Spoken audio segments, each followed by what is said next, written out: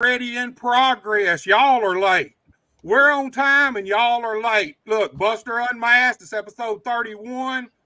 We back with the PKAW Entertainment and the big KAW reunion tour.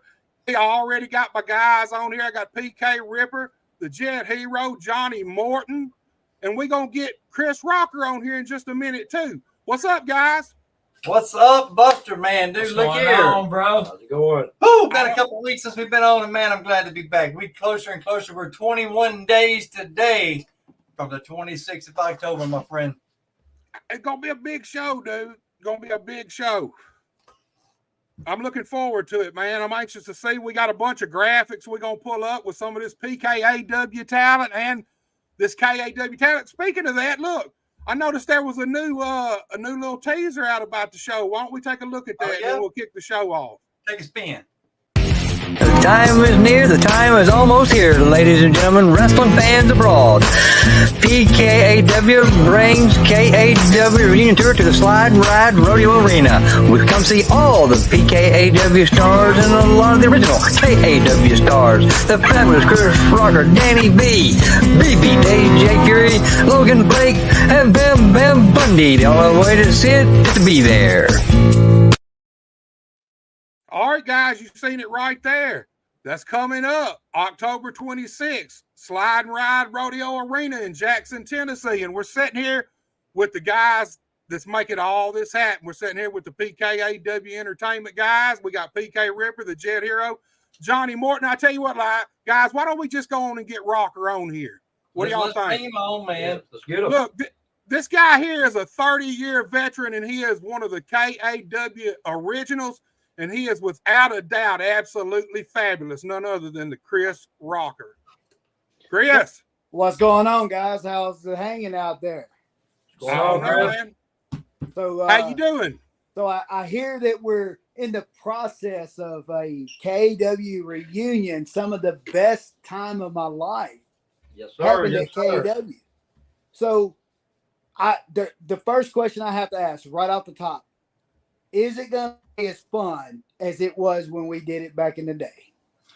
Well, it'll be as fun for the guys that are our age now that we were then.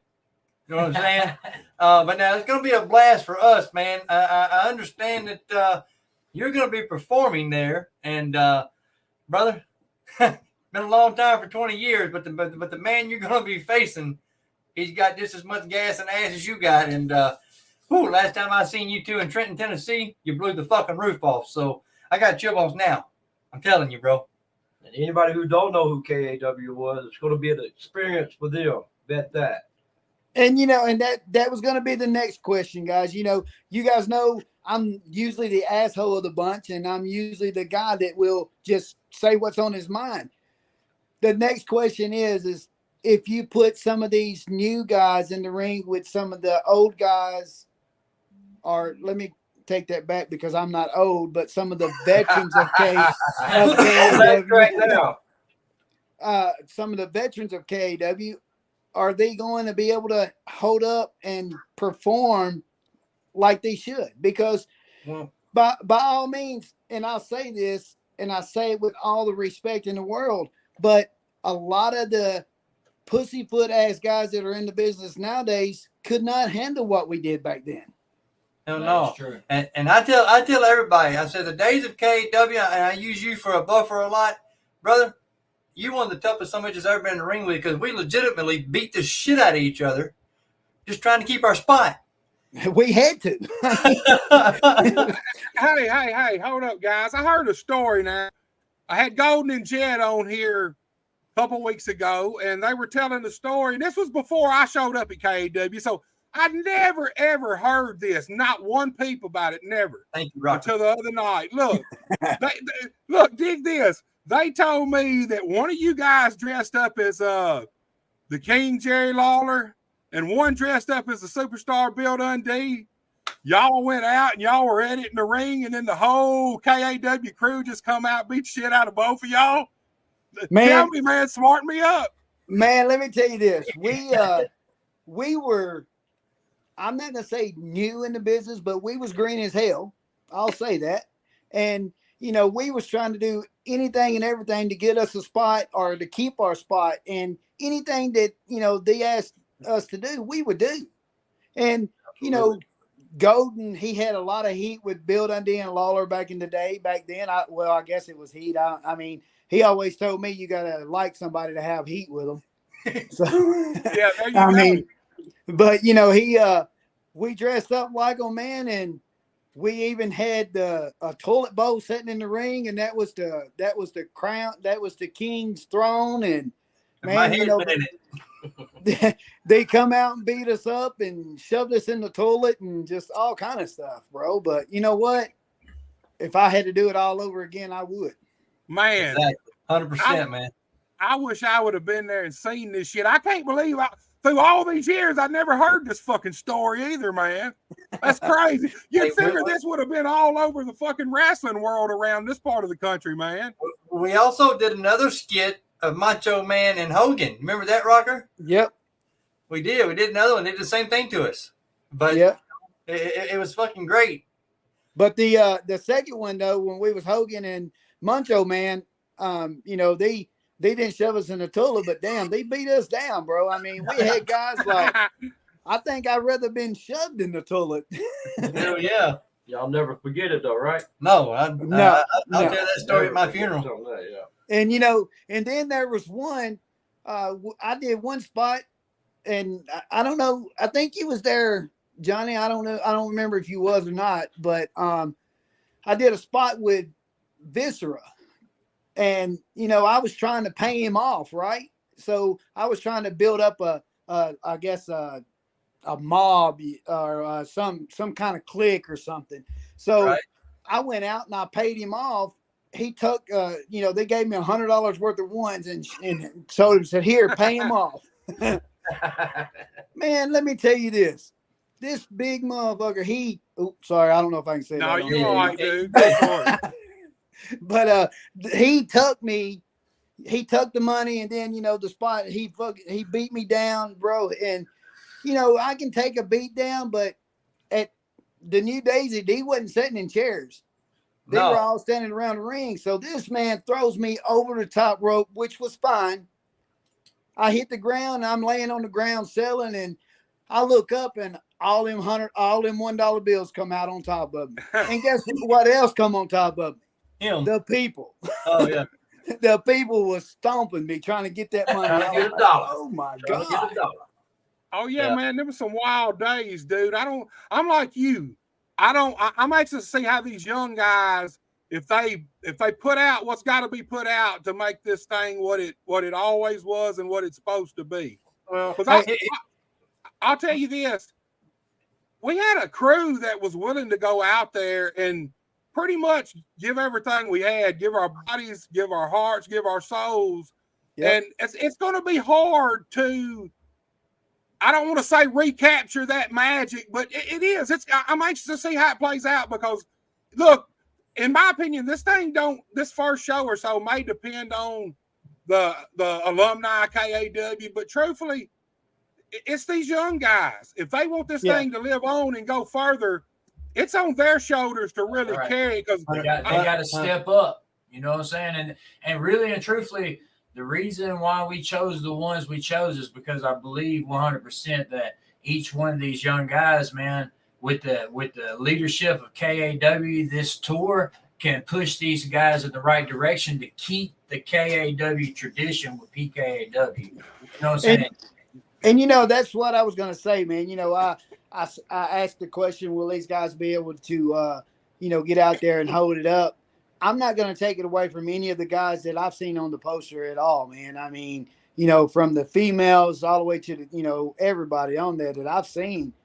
I've seen most of them in action, and the ones I've seen in action, when they need to turn it up, they will. So I really feel that this is going to be a hell of a show. You know how I like to promote, man, and we didn't just put names in a hat, brother. We sat down with a list and personally, yes, no, maybe, yes, maybe. Yeah, they were all hand selected, including yourself, and of course you were number one on the list. Yeah, because it's going to take the right KAW guys to help push this also. You know what I'm saying? you can't just have any regular KAW guy that was just a one-nighter that came through. You know what I'm saying? Right. You got to have somebody that was there from the beginning. And when Johnny was 100% on board, he was on board, man, he started reaching out to people. And when everybody started saying yes, man, I knew that we done formed something that isn't been done in 20 years, man. And I feel like we can push the limits. You know what I'm saying? We have a lot of traditions that are going to be the same. We have strippers that are going to be there. They're already confirmed. I mean, we've went the extra mile, man. with a set of backup strippers. Oh, you know what I'm saying? Like For real. man, we went the extra mile, and we're even in a bar. This is an adult show. This isn't a kid show. in that You bar. know what I'm saying? You worked in that bar, hadn't you, Rocker? Is it the old club that Terry used to own? Yeah, right beside the Little High Pools. Yeah. Yeah. But I mean, when we had it, you know, we made it a TV studio for Bert. I mean, it doesn't look nothing like it did when before I got it. But they kept it all the same. All they did different was change the lights in it and put a bull ring in it. But dude, just to have wrestling back in that building, I mean, for the 20 or 25 years, whatever it's been, that wrestling's been in and out of it, man. To put it back in there, dude, that's almost as cool to me as being able to walk the aisle of the Coliseum was. You know what I mean? Right. Well, let me ask you something, Johnny. Not all you guys there, because I've been thinking about that. Now, there's a lot of, we're oversaturated with fan-friendly, kid-friendly products out here. It's just as simple as that. Everybody is somewhat PG to different levels. You know what I mean? I mean, we ran a show for a year and a half that was strictly for entertainment for free and we ran off of nothing but donations successfully for a year and a half with no money out here. Like, it was an outside show, but man, I'm gonna tell you, it was strictly to give people something to do for the kids.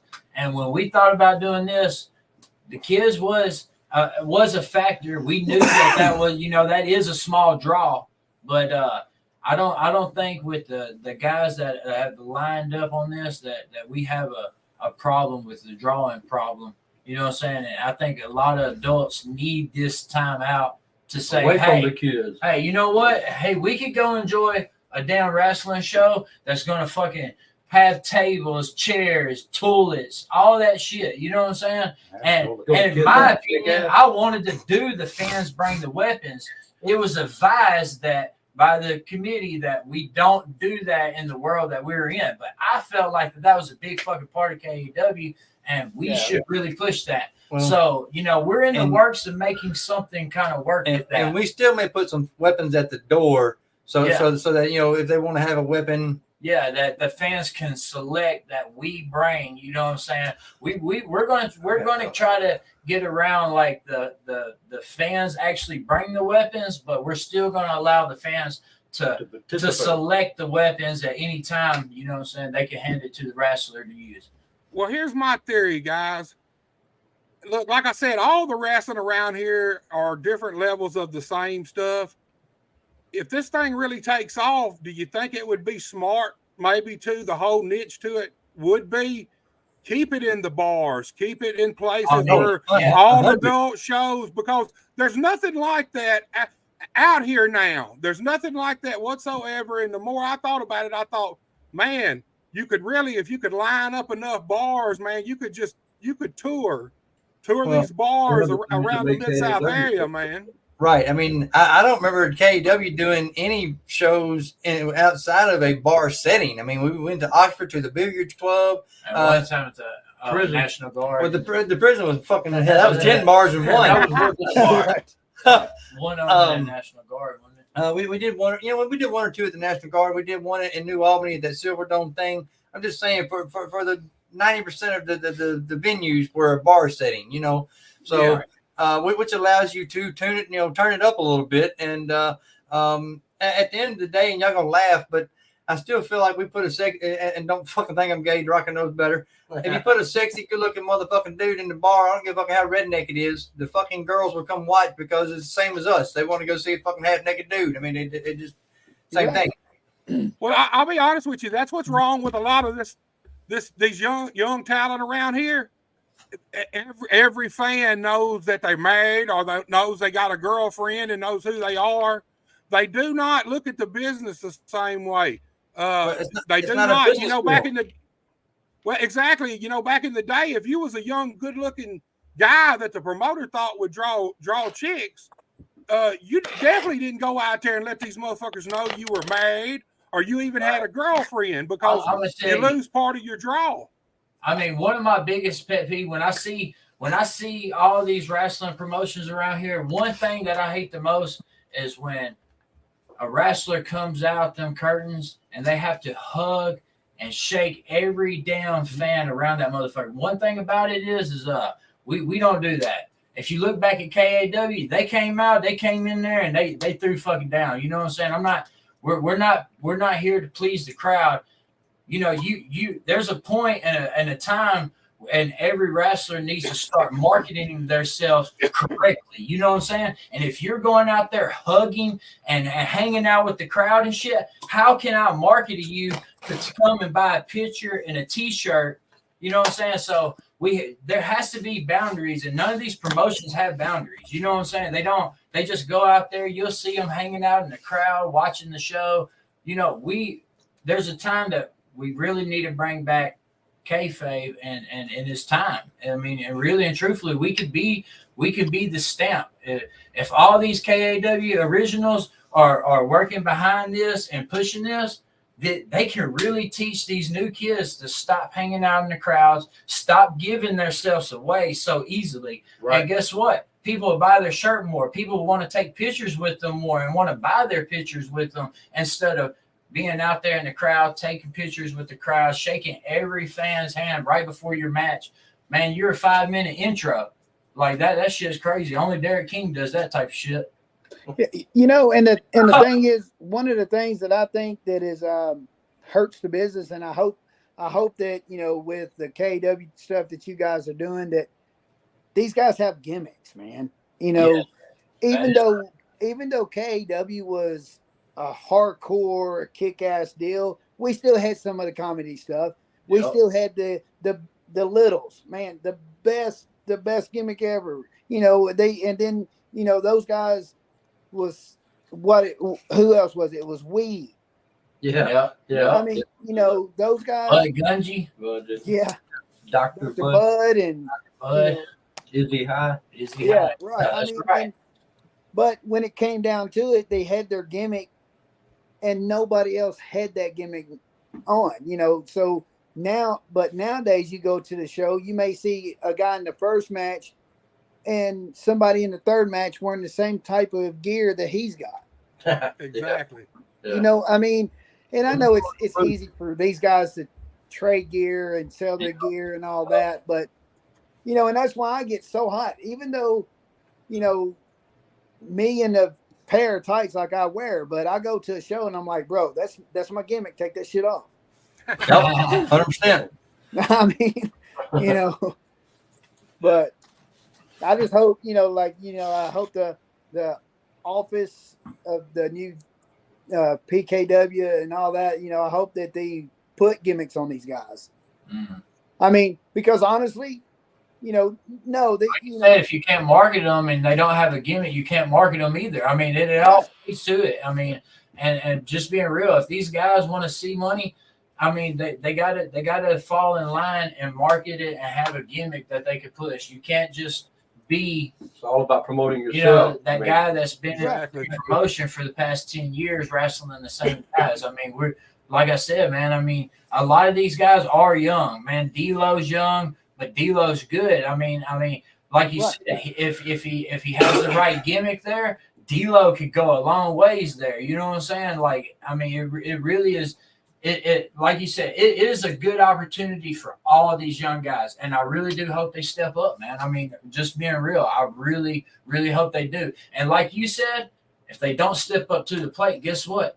We have another show coming, and they won't be on that show. I mean, that's just how business works. We have to move forward. We have to keep it. I mean, if you ever watch The Hooligan, man, that dude's fucking, he's rough. You know what I'm saying? He's rugged, man. I mean, he brings it. You know what I'm saying? Right. So when you see that motherfucker out there performing, if you're not performing like Mason Cutter, man, I mean it's just that's what it is. If you're not performing like Danny B and Chris Rocker, I mean we got to weed out these guys and put pressure on them.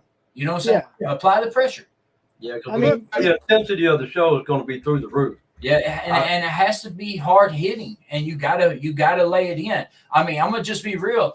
The ring is gonna take up a majority of the dance floor, so the railing of the dance floor is where the weapons or stuff are gonna be. So everybody's gonna be on that railing. You know what I'm saying? It is truly like old school KAW, where you're only gonna have this much room to get by. You know what I'm saying? So right, it is. Security. You know what I'm saying? It's like legit. You know what I'm saying? Old school, and man, if they say your punches are weak and I hear it in the crowd, guess what? You know what I'm saying? We cut you. I mean, and it's just business. It's just business, man. We ain't, and it ain't no bullshit. That's why I feel like the ones we chose are perfect for this first show, and it's going to definitely put PKAW on the map, and it's going to start the KAW reunion tour, which is just us paying homage to something that hasn't had any respect put to it until, recently. Everybody talked about it. Everybody's talked about it, but hasn't nobody really said, hey, you know what? That was an impactful ass show. Let's do something for them. You know what I'm saying? Right. And we were gracious that, Johnny got us met with Terry, and Terry said, here you go. Let's go. You know what I'm saying? Gas all the way to the floor. You know what I'm saying? And he really pushed us for 3 shows.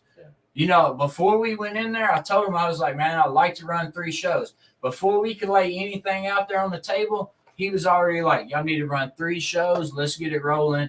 Boom, boom. We're going to do this. I'm not going to tell all the shit that we're going to do on the 2nd and 3rd, but just know that the guys that we chose for KAWs on this one, you know what I'm saying? We'll have more next time. And then that 3rd finale show, you know what I'm saying? We're not going to throw it all out there, but just know it's going to be big, man. It's going to be big. Well, I'll tell you one thing, guys.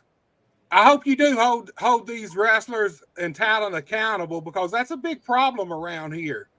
Man, I see these wrestlers get away with a lot of shit that promoters and bookers let them get away with. That, man, they'd have never let us get away with. Yeah. Well, let me say this real fast. And Rocker and Hellraiser, you were there.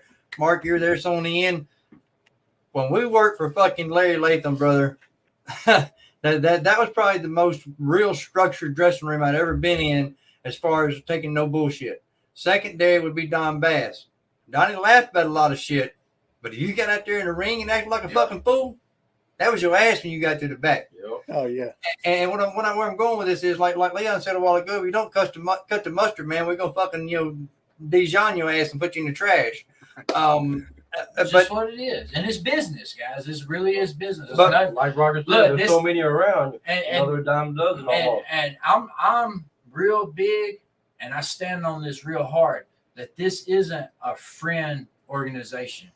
You don't get in on this show because you're my friend. Yeah, there's no buddy system. I mean, there's no buddy system here. You're gonna have to be a real raw ass fucking talent for me to have you there. And man, like I said, with the KAW stars that are already been vets for 15, 20, 25 years now, you know what I'm saying? Dude, I just feel old guy got 30. I just feel like, man, that we are taking the precaution and the right steps to make sure these guys get hard and perform correctly, man. And I know you guys know this, and Rocker, you and I talked on the phone. Bro, I could have put up a sign yesterday and had the show tonight. I mean, and I'm not knocking anybody else again. Everybody does their own thing, but we did not want to do this like a regular wrestling show. Therefore, that's why we started planning this 2 months ago. We're 21 days out from today, but we know, and especially my experience and yours too, Rocker, with all the Memphis TV stuff, man, that could have lasted so much longer if they would not have hot-shotted everything, and that's kind of what we did not want to do. Right. And what I mean by that, man, I mean, it takes a long time to get some guys booked. It takes a while to get your poster together, to 50 fucking designs sent backwards, back and forth. It takes more than a week or a month to fucking put up a sign and say, hey, we're having wrestling. And we of course we put some teasers on Facebook, but we've not yet done the first sponsored ad. We're going to, but we haven't put out the first sponsored ad yet. We haven't made any what I call backdoor ads. We haven't, any of the stuff on Marketplace, the traders, sites or none of that. So really the response that we've gotten, and I was looking on my TikTok a while ago, man, it's really, really impressive, dude. We've had 744 views on one, 571. Doesn't sound like a lot, but to start from zero, I mean, I think and that's come out of nowhere. Yeah, you know what right. I'm saying? Right. You know, that's a big thing. Also, I mean, I don't know if anybody caught my video. I mean, I do work for the Tattoo Station. The Tattoo Station is one of our biggest sponsors, and man, the Tattoo Station alone has 15,000 followers. I have roughly about 5,000 on all my little platforms, the SGKO and all the little platforms. So I'm roughly pushing 20,000 followers seeing this at once. And I got a notification yesterday, and I even posted, I took a screenshot of it at 12:49 yesterday.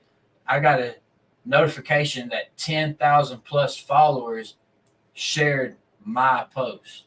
You know what I'm saying? That's So, man, I mean, The word is out there. The outreach that we have, the platforms, and that's not counting Johnny's platforms. He has a few thousand. My dad has a few thousand. I mean, we're really pushing this, and this is all just social media. Now, we've been out in the streets.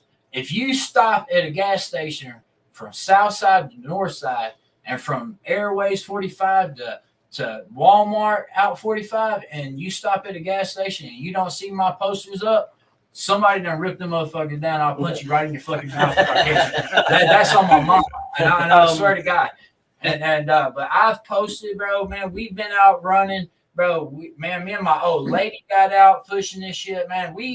We've got the city sold up on posters, bro. We've put out hundreds already. You know what I'm saying? And by the end of this week, come Sunday, I'm hoping to have the rest of the few hundred that we have out. So I mean, we're really pushing this really fucking hard, man. It's going to be a great show.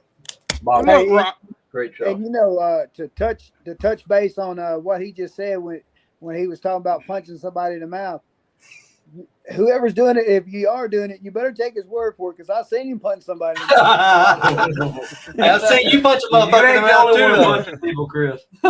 I seen him punch a motherfucker in the locker room. Well, let me ask you something, Rocker. Did you ever dream that you would be stepping back into a KAW ring? Man, no. And let me tell you this. It's a kind of bittersweet thing, because, I absolutely hate hardcore. Absolutely hate it. I hate it so much that I've taught my son that if somebody has to do hardcore every match that they wrestle in, that they don't know how to work. No. Yeah. And, now, don't get me wrong. I'm not saying that hardcore is bad, but, you got guys out there that only get a pop because they chop somebody, or they only get a pop because they do every kind of little hardcore match under the sun.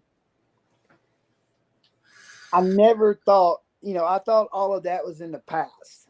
But the minute that I got the message from Johnny and it said the KAW stuff, I was like a little kid at Christmas lighting up all over again. I mean, because that's when we had fun. That's when we made it feel like everybody on the show was important. Everybody on the show was part of the show. Yeah. Right. And, man, like I almost got blackballed from the last show that I worked. We heard about it. I mean, the dude put his hands on me. So what am I going to do? Look like a bitch and let him put his hands on me? No, I can't. That's not how it works. I mean, So explain this to me. Hey, that's what I'm talking Let me about. say this. If I had not seen the video and you were telling, and I know how you are, I mean, we've been brothers fucking 30 years. if you had not beat the shit out of him, you wouldn't. I probably wouldn't have called you for the KW thing. All right, now, hey, I'm in the dark. Go on. Y'all brought it up. Spit it out. Let's hear it. Yeah, that's what Well, I'm man, saying. you know, look, it's like this. You know me, when I'm healing, I'm healing. You know, I'm a heel. When I'm a heel, I'm a heel. I was getting heat going back and forth. The security guard was supposed to. I've always been taught. Now, you guys correct me if I'm wrong. I already know what you're gonna say. I was always taught that the security guard should have their back to the wrestler, not to the fans. Right. Yeah. So this security guard had his back to the fans. I walked off. I did my deal. I come back, get some more heat. A fan behind him reaches around and sticks me in the shoulder. I saw it. So I go back, and first before that, the security guard is putting his arm like this in my chest. So me being an asshole, I look up at him because he was a big old boy. You know, I had to look up like this, and I tell him, "You put your hands on me again, I'm going to beat your ass."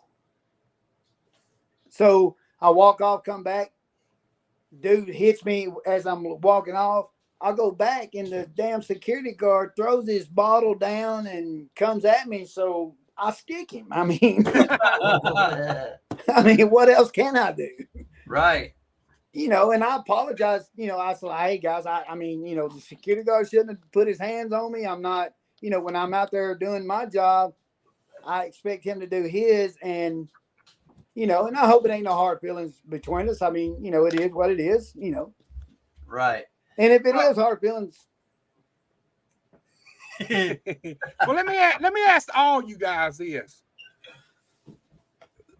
Since I've come back, man, one thing I've noticed is, do y'all feel like the security guards smother the wrestlers and the fans a lot now? Yeah. I mean, because here's the thing. We never used to have many security guards, and when we did, they were perched in a corner somewhere waiting for something to happen, and you could be face to face with a fan jawing back and forth, and the security guard didn't really come in and interfere unless something actually happened. Now, no sooner than a wrestler gets thrown out, all of them rush over, and they create a barrier between the fans and the wrestlers, and then the fans get mad because they can't see the action. You know what the problem of that is that they're not fucking using real security guards anymore. They're just fucking fans out the crowd, and that's a big fucking problem. You know what I'm saying? That's a big problem. And you got to have somebody that's gonna protect the wrestler at all costs. Man, I've been at that LAW show, man. Like dude grabbed me up and shit, and the security guards literally picked me up off, and I ripped dude's shirt off of him. You know what I'm saying? Like I'm gonna tell you that should have never happened. And from that point forward, I always made sure that if I have a security guard that I know personally, then I make sure that they stick around me, because like he said, when you're healing, you're out there fucking healing. And the last thing you want to do is for the security guard to grab you, tie your fucking arms up, and let somebody punch you in the fucking face. Yep. And then we're all going to fight, because I'm going to fight that security guard, and then I'm going to fight the guy. You know what I'm saying? You got to know to put your hands on the fans, not the guys. Right. Don't worry about it, because we know our boundaries. You know, we're getting paid to do our job. We're not going to touch a fan. So you make sure that you touch them fans, not us. And then that's a big problem. Let me pose this question to all you guys then. Okay, is it the fan? I mean, is it the security guards, or is it the fact that the wrestlers are not intimidating? Like the fans, like you said, when you go out and hang out with the fans all night long before you come out, you're one of them. Time you come out, you're Joe Blow sitting beside them. Where back in the day, I mean, even Rocker, when he was small, he was intimidating to fans. Is it just the security guard, or is it the wrestlers are not? It's the wrestlers themselves, you know. Well, I mean, and like you said, they're not intimidating no more. So now the fans feel like they can do that more. Right. But you know, when we're in a bar setting like this, we have to take 100%. Yeah. You know what I'm saying? Because they're going to be drinking. We might be drinking too, but I doubt we'll be like they are. You know what I'm saying? So, right. you know, we're going to amp up the security just to make sure that, you know, nobody crosses that boundary. There is no reason to cross that boundaries. And if you do have a problem, y'all do that shit somewhere else, because we're going to try to come back and fucking do this quarterly or monthly. You know what I'm saying? It depending on how the turnout is. You know what I'm saying? So, yeah, we're going to amp up, and they're going to be real security. I'm not choosing security that are like fans from the crowd. I got some real close friends that, you know, they don't really know much about wrestling, but I guarantee you they're going to protect every fucking wrestler that steps through that curtain with their life. You know what I'm saying? So that's you got to exit away from fans becoming security. You know what I'm saying? We got to get away from that. You know what I'm saying? You can't have a fan in La La Land. You know what I'm saying? Then he wants to do something. You know, you can't do right. that. I mean, most of the security guards nowadays are people that just want to come in and watch the show, and they can do it free. For free. Yeah. And they want their own entrance music and their own T-shirts and the whole thing is what we're trying to do is we're trying to take these workers, these wrestlers, and make them larger than life characters like they used to back in the day. Not just another guy in the crowd that hung out with the fans an hour before. You know what I'm saying? When the crowd sees you, they're supposed to be like, "Oh, well, there's that guy." Yeah. Not How like, can we? Oh, that's that guy that was out here earlier. That's Bob. He delivered pizza the other night. Yeah. You've been sitting out in the crowd eating nachos with them. I mean, yeah. Right. I mean, you know, the thing is with me is I don't want to go out there once a night. I mean, we will have tables set up for people for when people start arriving, because the show is going to start, but it's going to be kind of like a slight meet and greet with everybody. We're going to give all the guys some tables, have some pictures ready, have a few T-shirts ready. That way, you still play your part. They see who you are. They know you're a bad guy, because they don't. A lot of these people, you know, we are going into a bar that hasn't had wrestling in there. So we got to allow people to know, oh, you're the bad guy. He's the fucking good guy. And you're going to have to be able to pull that off on your table, get over by selling your merch, by being a heel, and then go to the back and fucking, you know what I'm saying? Like, you can be a heel, sell some of your merch, and get the fuck out of there. You know, you can. And you have someone there to sell your merch. Or have somebody there to sell your merch for you. And really be the dickhead, be the babyface at the fucking table, and then when you step foot in the fucking ring, thank all you jackasses for buying my fucking picture. Exactly. Hey, that's exactly how we do it. That's pretty good. Hey, off subject real fast before I forget. Buster, I don't know if you can see comments or if you got any on there real fast. they had comments. I sent Izzy High a link. He says, I cannot join you tonight, but I appreciate the offer. But he did say, hey, man, I'm listening on the earbuds. Great job. Keep it up. Yeah. He's Vis Vex, I think. I think that's Izzy. Yeah. Well, look, guys, while we kind of got a little break here, why don't we pull up some of this talent and Johnny can tell us about them so we start knowing who's actually going to be on this first show and stuff. All right. Give me, y'all know I ain't no computer genius, so give me just a second, guys, and we'll start pulling shit up. Now, you told us you was a high-tech redneck. Shit. All right, we might as well.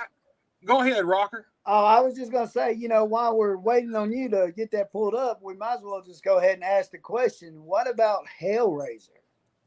That's what I want to know. That's what I want to know. Autumn Marie. Man, Hellraiser did the dumbest shit he ever did when he got out of the business, sold my gear. I didn't sell my trunks and shit, but I sold both pair of boots, man. You never know, dude. You never know. Be honest with you, if I could find somewhere that I trusted to buy a pair of boots, I've been wanting to buy a pair for a couple of years, but I don't know who to go to get quality boots anymore. Brother, you know. You hit me up. I got the hookup for you when you're ready. Well, look, guys, we got now this is a PKAW girl right here, Autumn Marie, and we all know Autumn. She's probably top 5 around the whole Mid-South area of the females. Well, she is, and I don't know what order that would be, but she's definitely top 5, highly talented, daughter of Kilo. Daughter of Kilo. Everybody knows Kilo, been in the business a long time. This girl right here is a fucking star. She just needs the platform. Yep. I think KAW, PKAW, look at her there. I think this might be her platform, dude. She's a star waiting to happen. Hey, She's the perfect fit for PKAW Rock. Let me tell you guys a little quick story. You know, she lived with my wife and I for a while. Right. And you know, I told her, I said, whatever, you know, you need me to do to help you get a job somewhere, I will. So anyway, make a long story short, this is why I take a lot of credit for Blake Christian getting a job. And the reason I say this is because the two of them were dating. Right. And Blake and I was talking one day about a match and, you know, this and that. And I told Blake, I said, I'll just lay it straight out to you and I'll shoot it straight from the hip. And he said, all right, that's what I want you to do. I said, your girlfriend's 10 times better than you are. And that kid busted his ass and went and got a job. Did I mean what I said? Yes. Autumn can go with some of the best. I've had match after match after match with Autumn that I would put on a top 10 best matches. 100%. Yeah, again, she is, man.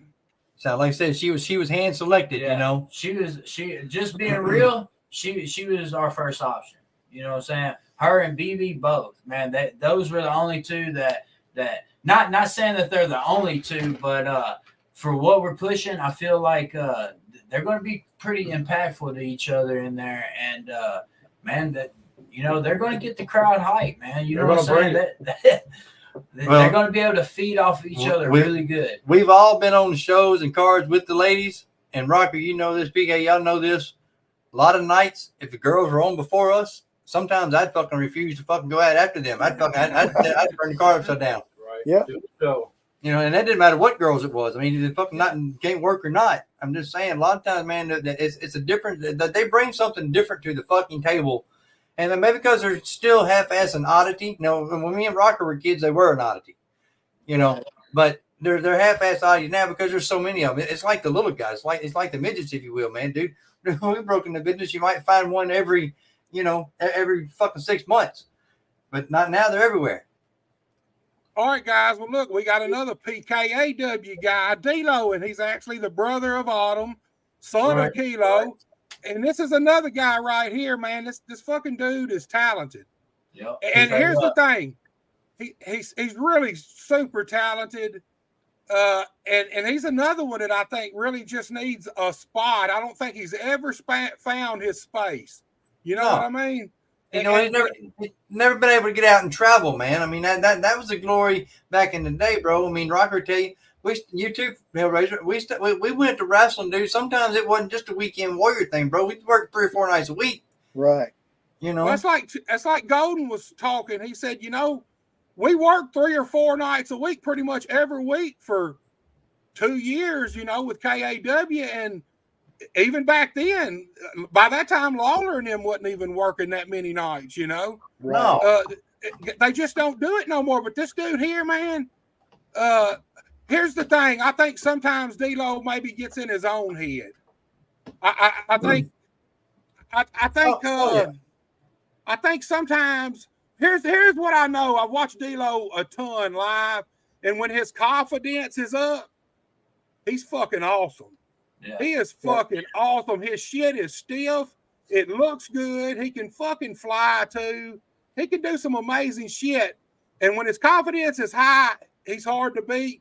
But there's times when you can tell when his confidence is down for whatever reason. But he's, like I said, he's another one that's never really found a permanent home. And I think he's a good fit. I think so far with these two here, you've I think y'all chosen well for a new version of KAW. We've known D-Lo and Autumn, man, for a very, very long time. And I knew these guys. I knew they were going to be something when we was fucking chopping their asses when they had little shitty diapers running around fucking TIWL. And that's real shit. I knew that they were going to be something. And, Right. And they, since they were young, you know what I'm saying? Like, bro, man, we had D-Lo in there fucking whooping that kid's ass. A lot of the times he was our fucking practice dummy. Like, we were trying new shit on him. Yeah, Like- and the auto like- couldn't stand it that he was in there wrestling with the guys, Yeah. and she would get in there just to show Right. out. They're It was good. like a little competition between the both of them, and look at them now. They Yep. both can be superstars. They're both a perfect fit for the intensity that we want to bring to the PKAW. Well, look, Yep. Rocker, have you and D-Lo actually been in the ring against each other? Yeah, we have. We actually worked a couple times in Trenton, and I can't take anything away from him other than, you know, sometimes, you know, he'll want to do some shit that doesn't make sense. And I just said, hey, no, we're not going to do Hey, that. that's the kilo in him, right? That's a kilo. He is his daddy's You know how son many now. times Kilo talked me into doing some crazy shit? But hey, you know, and just to touch on Kilo, bro, I love him to death, and he is very underrated. You Yeah, know, 100%.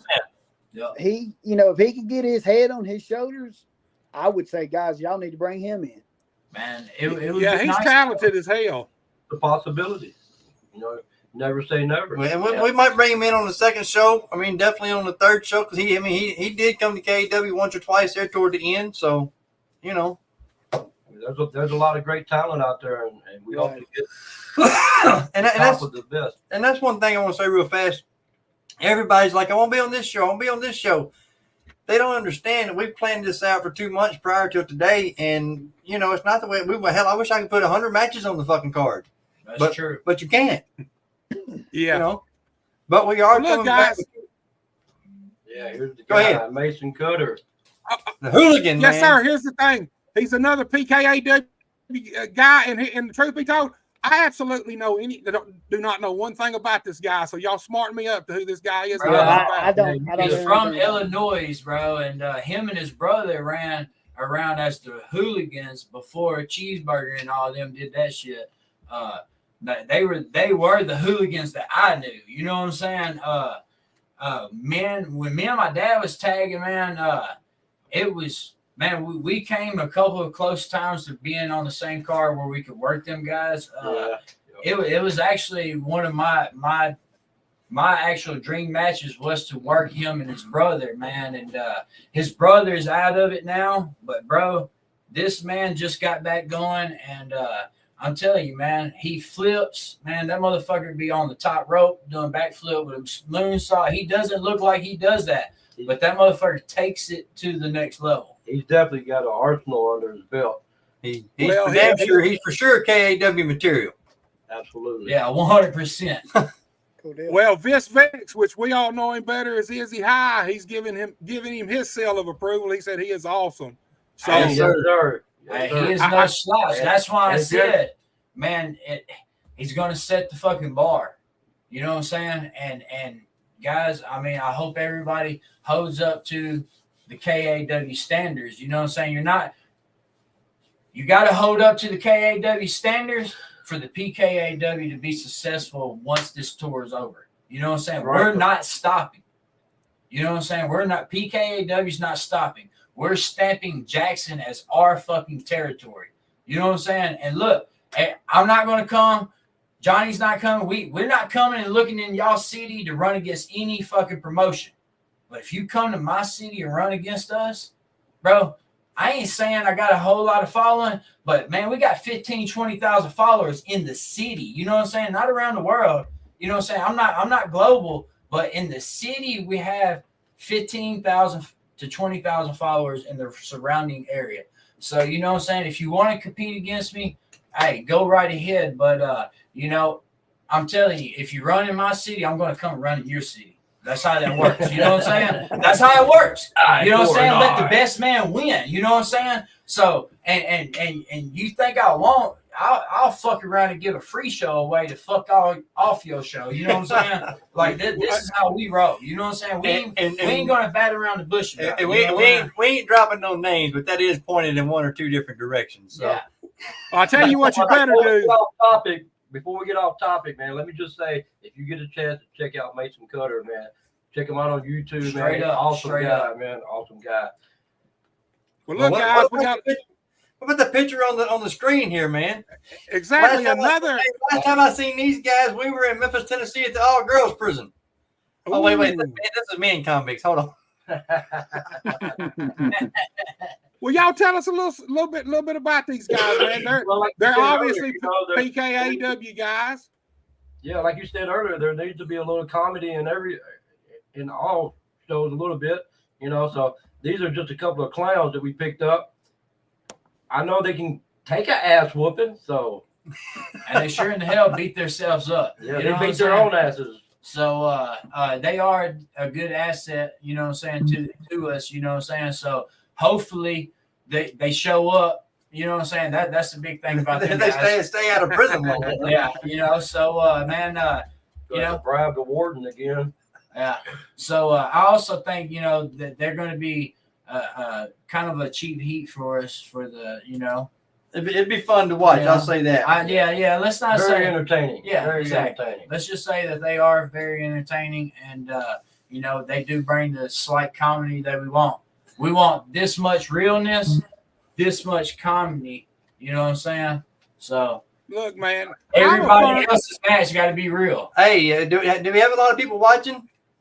we got about 14. All right. Hey, real fast, man. We just got these printed hot and fresh off the press today. Just to let y'all guys know, we do have PKAW Slide and Ride Rodeo Arena tickets, man. They're in the office. There you go. You see it right there first.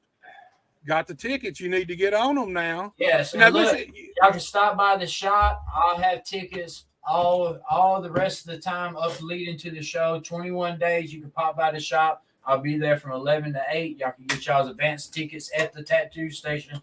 210 North Liberty Street here in Jackson. Johnny will have some on them.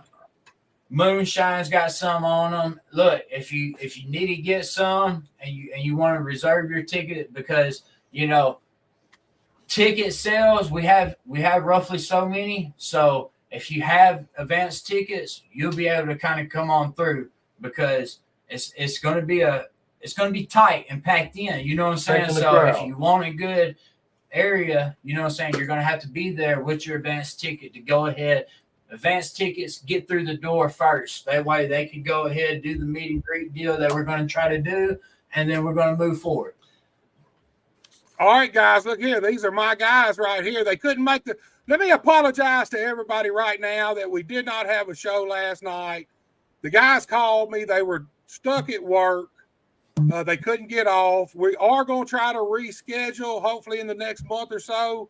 So the Phantom episode 30 with Steel Cross will happen someday, and it'll be episode 30, even no matter how far we are. But look, this is another team right here. This is another couple of guys that I think y'all made a smart choice for KAW, PKAW.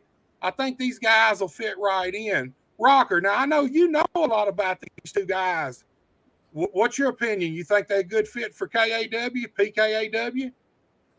I think they're a great fit, and the reason I say it as a great fit is because I know both of these guys. I've been in the ring with both of these guys. I've watched both of these guys perform, and they can go either way. If you need them, hey, we want you to do a comedy deal, they can do it. If you need them to fight and kick some ass, then they can do it. I mean, I have the utmost respect for them, and been in the ring with both of them. I mean, I think they're a good addition to the show. Well, look, I'll tell you guys this. I did some tag team rankings about 9 months ago of just the I know. I didn't see Jet Ripper on there for some reason. What's up with that? So with that, man, there were so many wrestlers and wrestling around Memphis and the surrounding. Dude, I had to whittle it down as far as I could get it. But look, these guys mainly were staying in Trenton, Tennessee. They were the tag team champions at the time. And out of a ton of teams around the Mid-South, in my opinion, I ranked them number 3, only under the Posse and the LA Hustlers. And it got a lot of eye rolls. A lot of people. See if you can get the link to come up. All right, let me get pulled over somewhere. Sorry about that, Johnny. Johnny had a little call come through. Sorry about that. But Yeah, so you Anyway. ranked at number 3, and And you since had that- the Posse, and you had who above them? I think the Hustlers ended LA up being number Hustlers? 1. Who's LA Hustlers? I was just fucking with them. Got 'em. I hope they see that. I hope Hey, they see that. No, I really do like the LA Hustlers. They're Hey, pretty. they'll be all over your social media once they hear that, man. But look, like I said, I ranked them number 3, but I had watched these guys a ton live, and they're one hell of a team. Everybody knows now that they're actual brothers, but man, they're another couple of pieces of talent that really has never found a permanent home that's got a big enough platform for them to get exposed. Now they have. Currently, they're the EPW Tag Team Champions. Yes, So and I was there Saturday, man, and let me tell you, they blew the roof off the house. I mean, they learning how to get over with the people while they're in the ring, not just going through the ring. You know, and Rocker tell you this too. We had to learn the hard way. A lot of that is learning to slow down. You know, and obviously, I mean, we'll all say this: as you get older in the business, your maturity level changes, and you start learning how to work. You know. And I think that's where they are today. And brothers, look, that if a guy and Rocker says too, if a guy that I know and believe in puts his fucking championship belts on them, well, I believe they're fucking worthy of coming in for us. You know? Yeah. They've been. Look, I don't think they've really improved. I think their work and their mentality has improved fundamentally since they've got over and started working a lot of different shows. With a lot of different talent, a lot of higher level talent, their mentality's changed. But these fucking guys are talented, and I don't think they've even really come close to reaching their potential yet. To be honest with you, I think there's a lot more bigger things to come in the future with these guys right here. Right. Hey, I just seen where Scotty White put on there in one of the comments. He said, "Don't make me go get one in my boots, dude." They were the Blonde Bombers, him and Ron Rage, man. They missed the KAW spots, man. But dude, I wish both of them were able to work, bro. Good God Almighty! Hey, go get them boots. All right, guys, we're down. Hey, that's all the PKAW guys I got right now. But we're fixing to go into the KAW guys, and we'll get everybody's opinion of these KAW alumni. All right, real fast. Hollywood put on there. He said, "What about the Special Littles?" Yeah, if you can find his picture on there somewhere, throw it up. I don't know how you got it all lined out, but that's his KW. No, I'm just saying. All right, I'm just saying for the comment on the bottom there. Just make sure we put the little over. You know. Come on, Johnny. Follow along, John. Hey, now this dude right here, man. Hey, if Hollywood is watching this, bro. You don't know how to text a motherfucker back or what, man? I text you like 2 weeks ago, bro. 2 weeks ago. It took me a month to get him to call me. And it took Johnny a month to get him to call him back. Like, come on, bro. Who's that guy on the screen? All right. Rock, this is the motherfucker here I want your opinion of. What do you think about this dude here, man? This guy right here is probably, and I don't want to sound gay, but probably the sexiest motherfucker in the Lord business. Jesus. It kind of looks like you, but your beard's weird. Okay, hold on now. Before we go any further, I'm glad you said that because David Jett's starting some rumors about you, Rocker. I don't know if they true. I don't know if they're not. But look, I heard that. Yes, you did. David Jett said that started a rumor that you quite possibly have the biggest cock in the Mid-South wrestling scene. Possibly. Hold on a minute. Well, I mean, I will tell you this, guys. You know, I have 7 kids for a reason. I would And, no. you know, and I've always said that it's my pullout game is pretty weak. But now that I think about it, it's not because, you know, most guys just grab it and pull it out. I have to back up to pull that motherfucker out. Hey, years ago, Rocky used to tell us, he said, "Man, you guys walk up and put it in." He said, "I got to put it in and walk up." Yeah. Rocker drops his drawers and creates a shadow. Hey, look here. Let me tell a story real fast about me, Rocker, and Neil Taylor and Ron Horn. I won't tell the whole story, Rocker. But the other day at Kenny Valiant's funeral, guess what the fucking joke was between me and Neil Taylor? I asked him if he had a fucking Sharpie, baby. You understand me? Oh, it's the inside joke, man. We don't know what you're talking about. Oh, good Lord. Well, when me and Rocker had fun, we left, come back. Neil was in the middle, and I had a Sharpie and signed Johnny Morton big on his ass. Remember what he said, Rocker? He said, oh, goddamn, my old lady's going to see that. The rat was like, your old lady, he see my mom, as he was humping, my mama. So funny, guys. Lots of fun on the road. And talking about the young guys today, they wouldn't make it on the fucking road because they don't know what it's like to have to survive on fucking $20 a night. Pay $10 on the fucking hotel, still sleep on the fucking floor. They wouldn't get it. I promise you they wouldn't. They wouldn't do it. All right, Johnny, this one's for you, man. I want to know what your thoughts on this dude right here.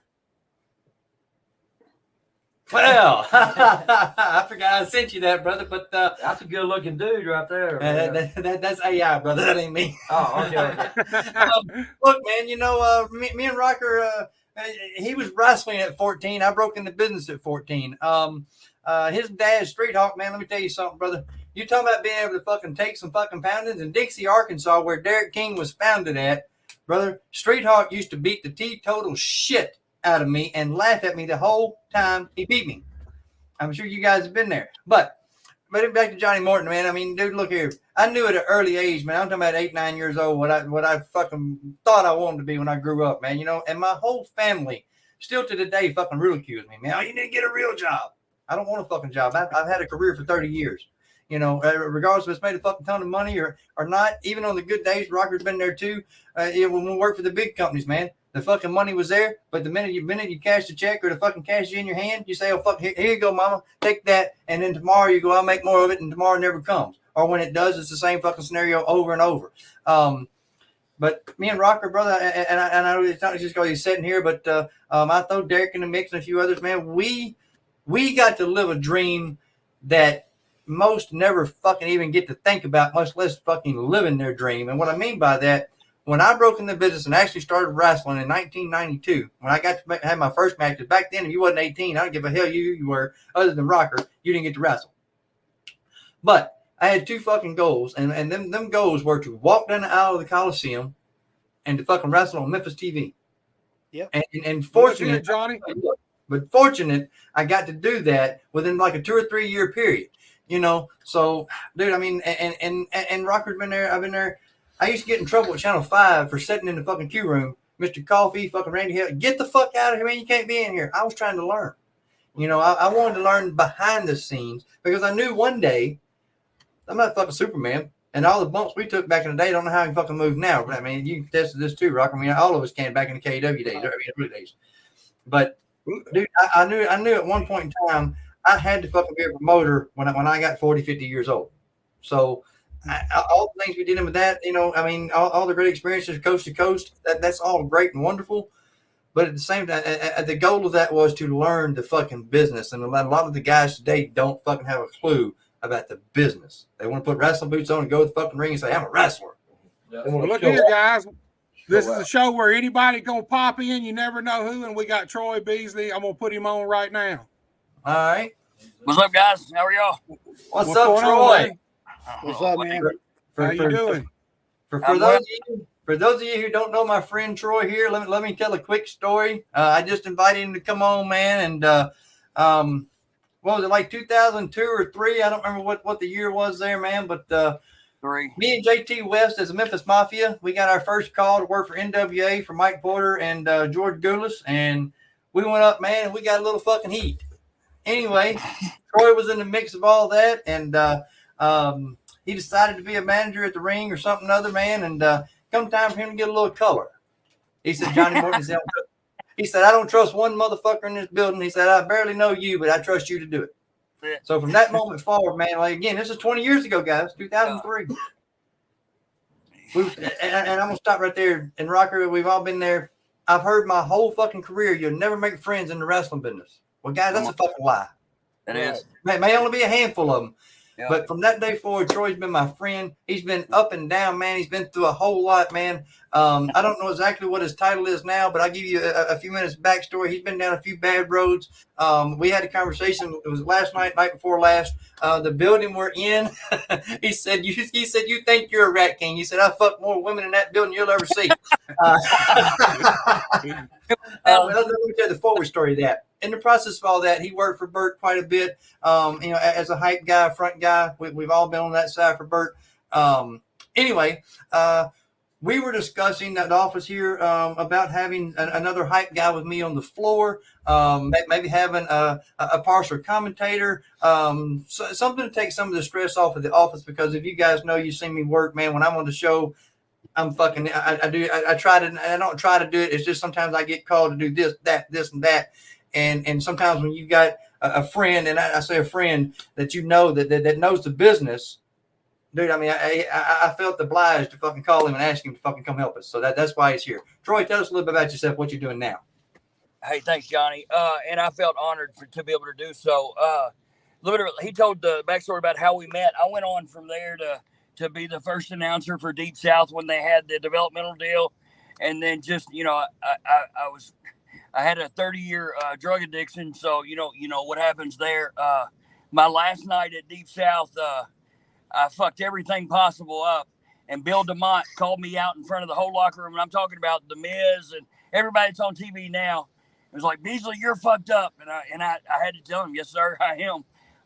Jody Hamilton gave me enough money to get I had a prescription of fentanyl patches. Jody Hamilton gave me the money to get them, and I went in fucked up as a duck, man, and ended up fucking that up. But I fixed it later and went back a few times before they ended up sending everything to Florida. But Bert was always a staple. I always kept going back to Bert. And then after that, I went to Jackson, and we were helping Terry run the Palace and booking acts for it, and doing some wrestling stuff in Memphis. And Jackson just always had a special place in my heart. I met the woman of my dreams in the midst of the countless that I ended up with at the Palace. But I told him I did more drugs and women in the Palace than maybe I ever have anywhere in the country. But as a business part of it, man, it's just a passion project for me. I want to come help my friend and just be back in that building, in that town,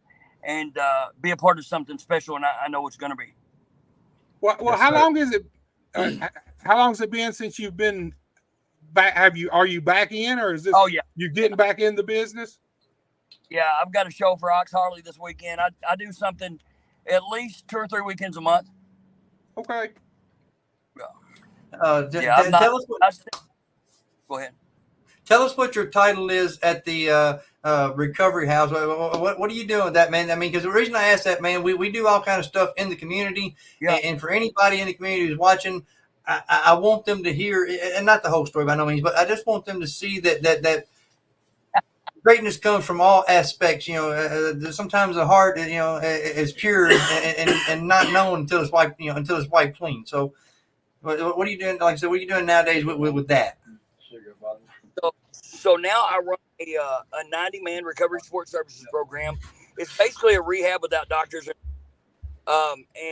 We just get people plugged into the recovery community. We have classes for them all day, get them to meetings, get them to recovery events, which I'm also hosting a recovery event Saturday morning and then that show Saturday night. So a double shot at 2 total different worlds. But I run that. And then I also specialize in helping people get into treatment without any insurance, whether they have insurance or not. Get them into treatment and then help them transition out of treatment into wherever they need to go, either halfway houses or whatever like that. So it's a total different world in the wrestling business, but my passion is always, I've never lost the passion for wrestling. So I've always had it, I've always been involved in wrestling too. I stopped for a little while I moved to South Carolina, did some shots for Tommy Rich, but that's the only time I stepped away. And, so now my life is the recovery world, but I still have to be involved in the wrestling business. So. Right. Well, my heart's out to you, man. Prayers. Thank you for all that, dude. Thank you. I appreciate it, man. Yeah, the wrestling business, man, it might be the worst drug ever. It is. Oh my God.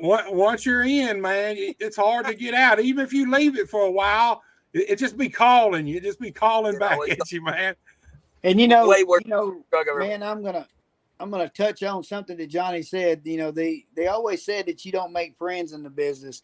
Johnny, I really agree with them when they said that, because I don't have any friends in the business. I have brothers in the business. Right, 100%. I mean, there's hardly any friends at all out there in the real world anyway. Yeah. I mean, but I feel that the guys that I really associate with and contact and all that, in the wrestling business, I can call on them for anything, and they can do the same with me. And that's not a friend, that's a brother to me. Right. Yeah. Man. Yeah. Well, look, guys. Troy, I don't know if you know about any of these guys, but we'll throw up a few of these KAW graphics and we can get everybody's opinion of them. Johnny, I'm going to get your boy up right now. He's next. Right. Let me get him up here. Let me get the guys up here. There he is right there. He almost hid from me, man. I almost didn't see him. All right, man. Hollywood. Yeah. KAW guy, one of the littles, Hollywood. Man, I know him. I love him. Me and him and Ron rode the roads together a lot during KAW times.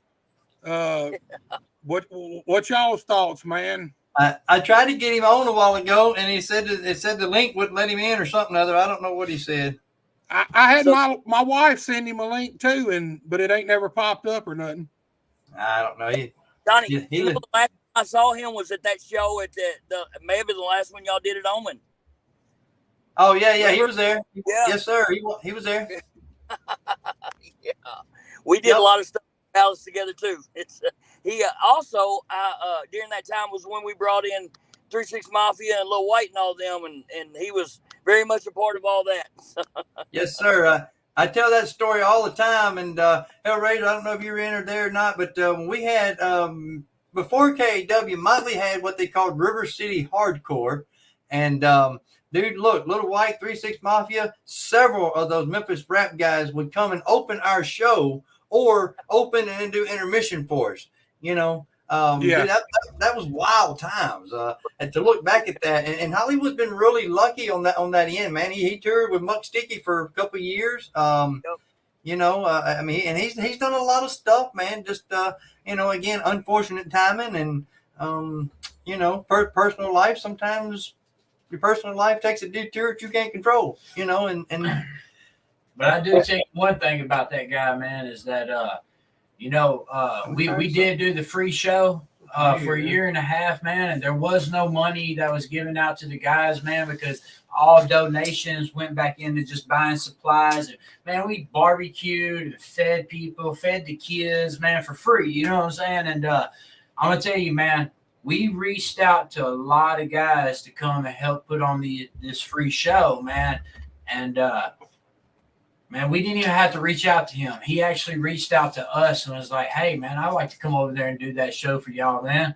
And there's actually a couple of people like Brimstone reached out to us. We didn't get Brimstone out here, but he was one of the guys that reached out to us. And, man, there's a couple of guys that blew us off that are now trying to get in. You know what I'm saying? See how the roles turned on that, And but, man, we stay true to the guys that came and helped us kind of get the ball rolling, get all our little tweaks worked out. You know what I'm saying? So we didn't fall flat on our ass when we fucking opened up with the first show. And we kept them same guys. You know what I'm saying? So like D-Lo, man, he was one of the first ones. DJ Fury was some of the ones. Hollywood was one of the first ones, man, that fucking just came out here and believed in what we could do and what we could accomplish. You know what I'm saying? And, man, shout out to Hollywood for doing that shit because he didn't have to. You know what I'm saying? And I'm going to tell you, man, there's like 100 plus people out here, bro, and they fucking loved him. You know what I'm saying? So, of course, you got to have him on the KAW show. You know what I'm saying? There's a lot of guys, man, we want to have on this first show, man, but we can only do so much with the first one. So if anybody feels disrespectful disrespected, man, I apologize. It's no disrespect. We will get to you guys, and we will try to, filter y'all out. You know what I'm saying? Oh shit, Danny There Brown, it is, guys. you know what I'm saying? Hey, Father and son, and little DJ, man. He was at all the KAW TV tapings for sure. What we're doing tonight. Bro, honestly, man, Please chime I in. wish my dad was working, man, because honestly, that would be dope to have a father-son type thing, man.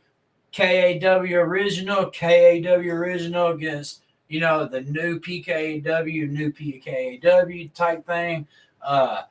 Just so my dad, he's not working at the moment, you know what I'm saying? I'm trying to whip his ass back into shape. So y'all know PK Ripper will return. You know what I'm saying? I just gotta whip his ass into shape real quick. Well, look here, Chris. Man, what was it? It's been a year ago, maybe. You and Danny had a hell of a series of matches in TIWF in Trenton, man. You think, what's your thoughts on that, man? Has he lost a step? Is he still as good as he ever was? Man, I've told him and I've told a million people, man, Danny B is one of the guys that will do anything that you ask him to do as long as it makes sense. If it doesn't make sense, Danny B will tell you real quick, fuck off. 100%. Straight up. I mean, Danny B really enlightened me on a few things, man. When I first met Danny B, it was at TIWF over here in Jackson before they was over in Trenton. And, man, I was like 17, 18, fresh. Just started my career. And, man, his enthusiasm coming out, dancing, being energetic with everything, bro, that really made me think, bro, you ain't fucking doing it right. You know what I'm saying? And I knew then I had to come out there and scream and be the loudest motherfucker out there. You know what I'm saying? Because if I'm going to have to go up against somebody who's out there got the crowd right here in his hand, I was like, man, I got to step up. You know what I'm saying? And he really, man, that energy that he brought out there, bro, it was big. And I heard the story about. I will tell you, man. I've probably had more bouts in the ring one-on-one with Danny B than probably anybody else, and I've probably carried more tag team titles teaming up with Danny B. 100%. I mean, Danny and I used to be just, if you saw one of us, you can bet the other one's around the corner waiting to hit you in the back of the head. Hey, I'll tell you what, man.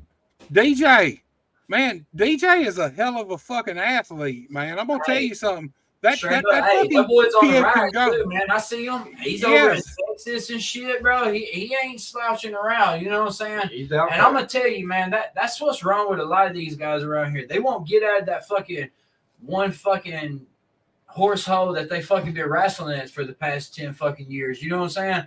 Like, I understand, if you've been around, 15, 20 years, you might want to have that stable home. But if you're a fucking young kid in this and you can travel and shit, do not hold up in one fucking wrestling organization. That's just my opinion. You cannot, and that kid isn't. You know what I'm saying? Nobody's tying that kid down. That boy is all over the place. Yes, sir. I'll tell you something. What sold this kid on me, and this was before I actually seen him wrestle live. I would see him post, and he'd have to go to Texas for shows. This little motherfucker would get on a Greyhound bus, ride the Greyhound bus all the way to Texas, do his show, and then ride the Greyhound bus back. You don't find dedication like that, period, no more. That's because his daddy taught him old school. Yep. Dude, I was sold on that kid from the minute I seen that. I told my wife, I said, now that's a fucking guy right there who really wants it. He's trying to make it. Yep. He's going after it. Rocker, have you ever wrestled, DJ? I have. I think I had back years ago, man. It was back when me and him was young. You know what I'm saying? We were young. Probably was a shit ass match too. I probably fucked a couple spots up. The one thing with him, man, is you can tell that he's been around his dad, and his dad's put the old school stuff in him.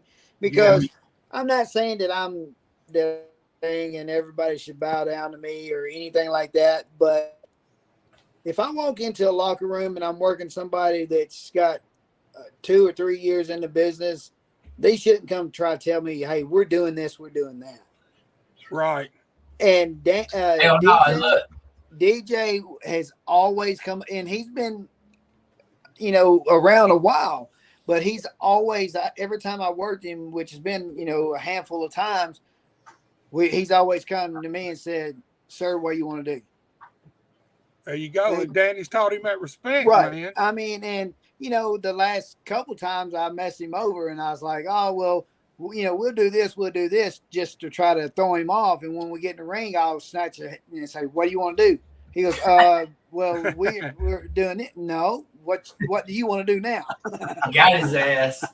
But hey, and that's another thing, man.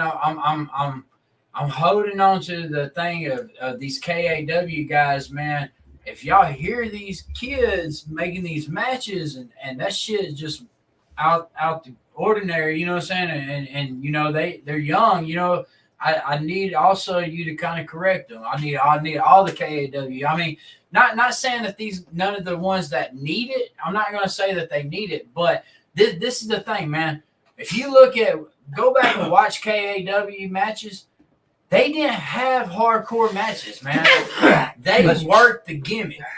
They wrestled and then worked the gimmick, then wrestled and then worked the gimmick. They're not just straight out there hardcore nonstop. Yeah, man, we're not having hardcore death matches. No death matches. I want a fucking KAW original feel where you got to learn how to work that gimmick and also wrestle. Because if you're going to do more than the other, then you go down to the next show that's doing hardcore and y'all fucking use every fucking weapon you want. And you know what I'm saying? That's not how we roll. You know what I'm saying? That's not how KAW rolled.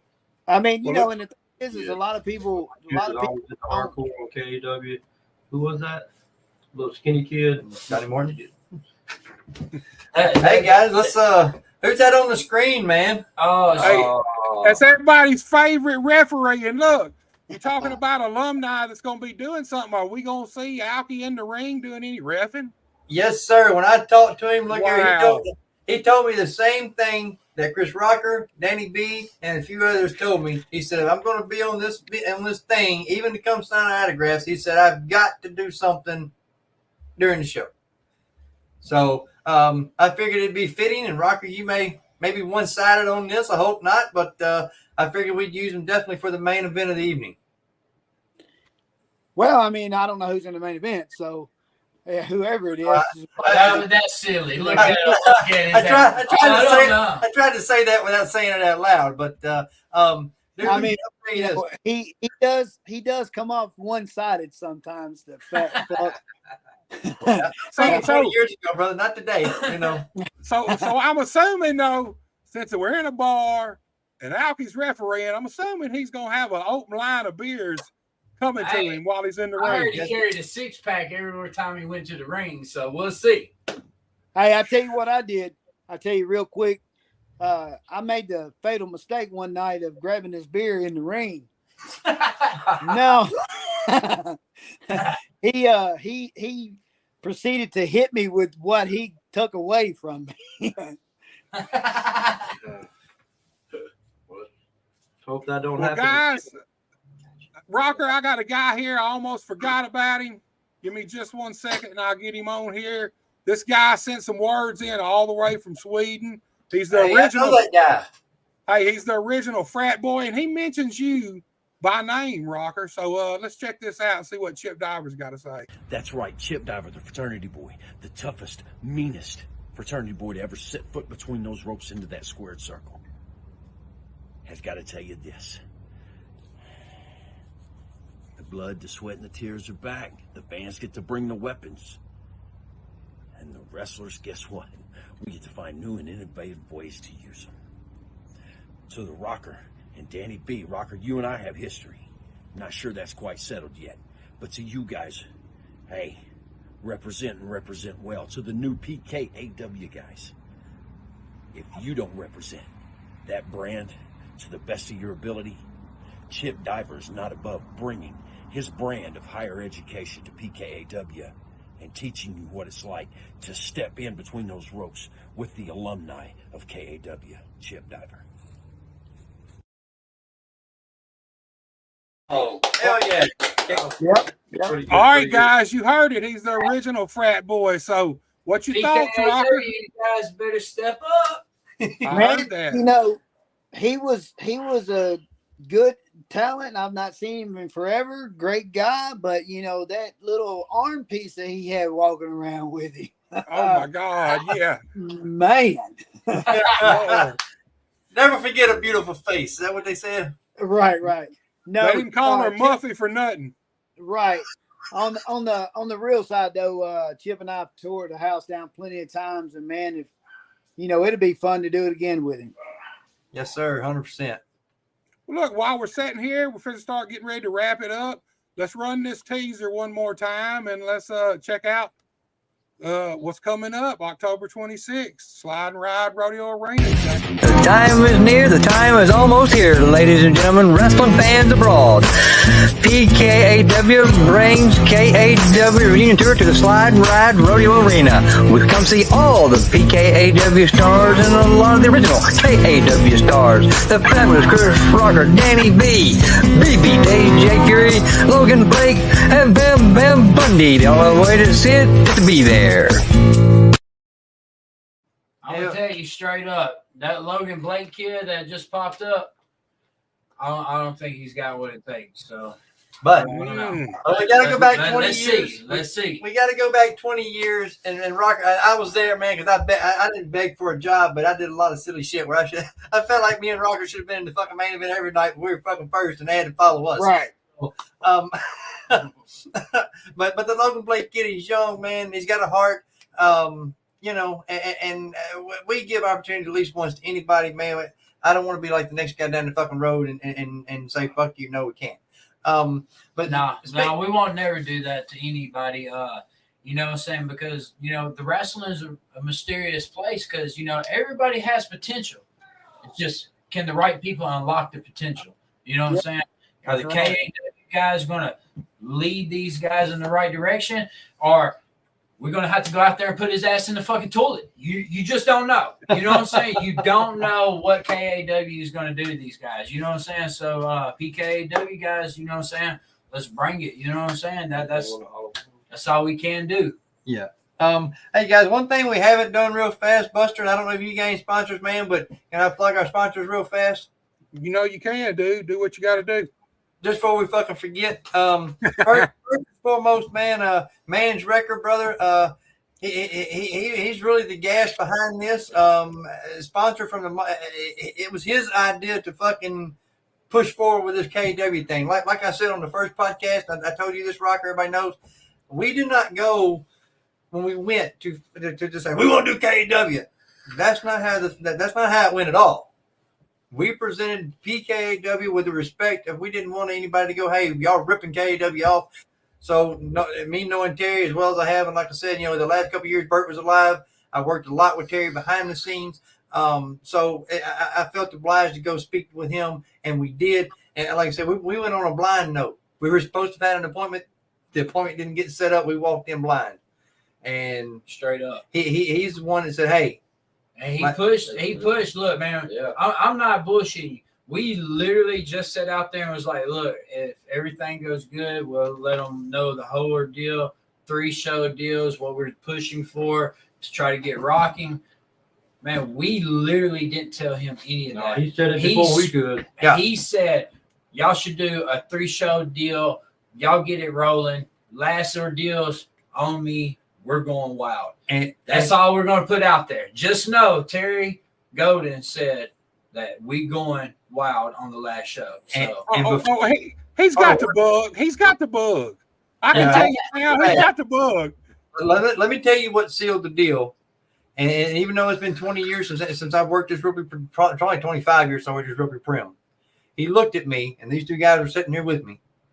And he said, Ripley, he said, I don't give a damn what you do. He said, I'll give all the video rights to Hellraiser. Get it all. You can use every bit of it. He looked right me in the eyes, and he said, don't fuck it up. So what I'm saying with that is, with all my friends, our followers, please, Rocker, you know, I pass it out everywhere we can, man. I want to make this a fucking stellar event. The first time, obviously, we want the third one to be fucking massive. The second one to be fucking good. I want this first one to fucking put us on the fucking map as, hey, these guys are fucking mean business and they're not fucking around. Yep. Right. Bring the old school realness back. Well, look, guys, you got any other sponsors you need to plug, Johnny? Yes. Yeah. Definitely, man. Gizmo's Barbecue, bro. They've been with us since day one. Look, brother, 5 pounds of barbecue don't sound like a lot when you're just talking about it, but bro, we fed 100 folks with it. You know what I'm saying? Multiple times. And there's a lot of times, people go, oh, well, they're not donating no money. Well, you go buy 5 pounds of fucking Boston butts and fucking tell me what it cost. Really? Hey, I tell you what I did. Cooked, and it was already cooked. Everything was already prepped and ready. I tell you what I just did, and mine's still sitting in there at the table. I sent my kids down to the barbecue place to get enough barbecue to feed my 2 boys and my wife and myself, and it was $40. Yes, That's sir. right, man. It's I crazy. mean, so, It's crazy. and you can bet it's nowhere near 5 pounds. Yeah, Right. Straight up. But like I said, put Gizmo's Barbecue over, man. They're great out there. What's that guy's name? Elmo? No, Jamie. Yeah. Anyway, and then our friend Craig. What is that, Leon? What's he do? Podcast. He does a podcast. He is Live Genuine. Yeah, it's Live Genuine, man. The hell of a sponsor, man. And we could have done some of these backyard shows with our good friend Big Mike down at Community Tire, man. Right there in downtown Jackson. He does all of our tire work, man. That's not a lie. We've all taken our stuff to get it done. And, you tell him you're part of the wrestling gimmick, and he'll hook you up, man. And, dude, I can't say the gimmick on the puppies, man. I don't know how to say it.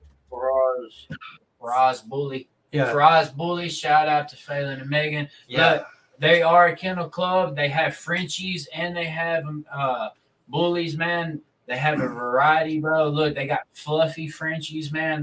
Those are hot commodity dogs, man, and they're all straight up legit, man. Y'all go give them a follow. Our good friends over at Colston Construction, man. They're in Brownsville and around the area, man. Dude, hell of a sponsor, like top tier. One of our sponsors, man. It said they didn't even ask how much what we wanted for sponsorship. And they just wrote the check. So here you go, and Straight up. it was probably more than we'd asked for to begin with. Obviously, man, I mentioned Man's Record earlier. Terry Story is one of our, dearest fucking. If it wasn't for him, like I said, pushing the gas forward, we would not be where we are right now. And again, talking about big sponsors, man. When I say big sponsors, I'm talking about the main event sponsors on our sponsorship package. Wouldn't be possible without the tattoo station, man. Downtown Jackson, the address. 210 North Liberty Street. Y'all come get tatty. We're doing walk-ins from Monday to Wednesday from 11 to 8. Y'all come get in. Booking Thursday through Friday. All the other guys, some guys will be open for walk-ins on them days. Some of them guys will be open for bookings, man. Y'all just give us a call, 731-300-3828. I had to make sure I was putting it over correctly. And if I heard correctly earlier, we might be giving away a set of tickets, and Yes. and once we get it approved, and I think it's just a in the morning approval, we might have I don't know what it might be worth. Might be worth $1, might be worth $100. Maybe a tattoo coupon for a little discount for walk in. That'd be a hell of a prize, man. Because look here, they make some hellacious tattoos. They've done a bunch of work for a lot of my friends, and I hang out quite a bit there, and I see a lot of work they turn out. And A100%, man. Hey, so where do I sign up for that tattoo thing at? Look, I mean, I'm tatted up, that guy. I'm tatted Oh, up. you got plenty of room. I see I that. mean, Damn, Oh, you disappeared. you had to touch the mic, though. I need to get some more tats. I'm tatted up. I got some more room, but You got plenty of room. Look at all that empty space. All right, look here, guys. Before we get off here, I want to tell Rocker something. Look, I got your brand new PKAW shirt. Look, we're gonna play off of David Jett's thing. I need you in a silhouette, man, standing up on the second rope, and we'll put a slong down past your knees, and we'll call it the Fabulous Cocker. Look at That was good shit. Good shit. I already got the shirt. Look at this motherfucker here. he had that thing just for the podcast, brother. Look, when them fucking shirts hit the PKAW merch table, Remember me? I want a little cut off that shit, man. I It's got my you. I idea. got you. Hey, the fabulous cocker, man. I'm telling you, you'll sell 1 million of them. Hey, Straight up. I got all the equipment to make them, so I can make them and sell the hell out of Hey, them. we already figured that out, but you ain't got to tell us again. Yeah, man. Jet snitched on you, dude. He snitched on you heavy. Well, look, Chris, you got anything you need to promote, man? Any shows coming up? Man, I'm on a show, for guys that want to check me out, catch me, of course, the 26th, I'm there. I think it's the 21st, I'm in South Fulton with KC? TCW, I think it is. Yeah, with KC go. That's the other half of the other part of mine. Yeah, I'm there on I think it's the 21st, is it? Yeah. Hey, real fast, not cutting you off, but before I forget, this guy Stonewall, he just asked about Ripley Prim. Can you see Is that? he gonna be making an appearance? Yeah, we can put him back up there. Yeah. Yes, sir. You did wrestle me at Mardi Gras, man, and thank you very much. I probably didn't get to tell you about it, thank you and good night or whatever, but a lot was going on back then. I guess we'll save the story I wanted to tell. Me and Rocker with Mabel on the next one, or if we got time, I'll tell it too. But yes, sir, I'm Ripley Prim, by the way. Well, look, Ripley. Because it's hard as hell for me not to call you Ripley. Look, man.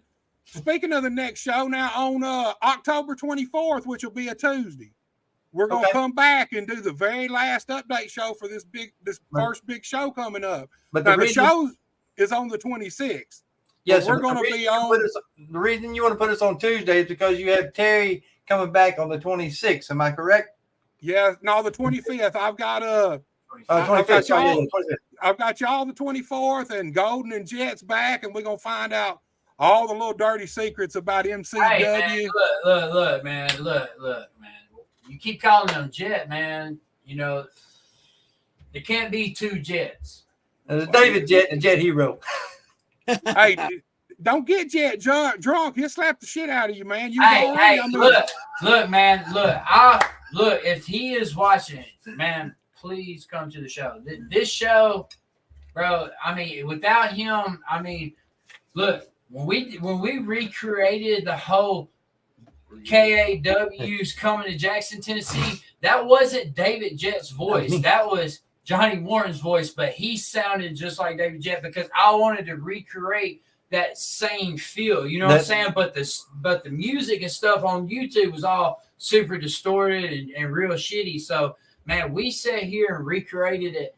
But man, to have him there on the mic would be an extreme big thing for us. And man, I'm telling you, it would be extreme for us in so many different ways because he's legit the asshole. You know what I'm saying? Like, I mean, and Terry said, "Don't be surprised at what he pulls out on the third event." So yeah.